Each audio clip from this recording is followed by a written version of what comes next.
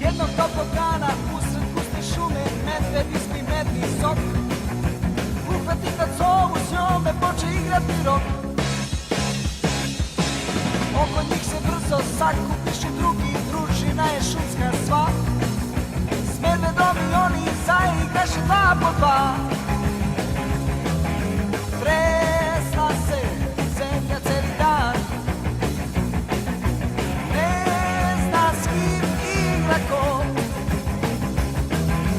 Dođe i tigar zvani Kan, čudna šuma je to. Na pečuti jednoj buba Mara igra, partner je oba ljud.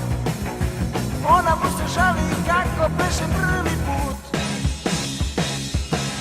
Snonica je opet uhvatila miša, pa se vrti s njim u krug.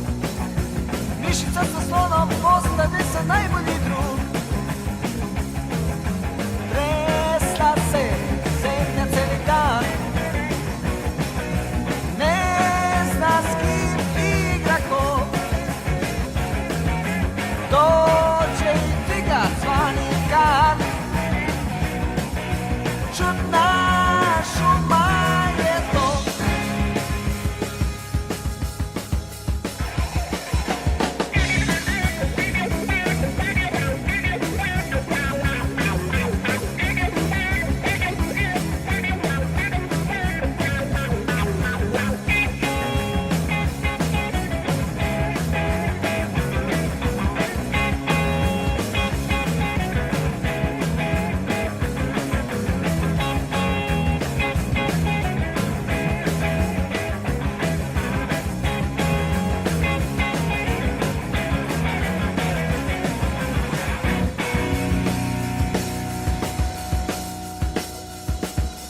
Ljubomorna mečka što je muž sa sobom igra ovaj brzi rok.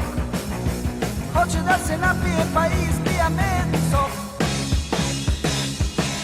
Oko jednog banja lija zeca juri, moli ga za igru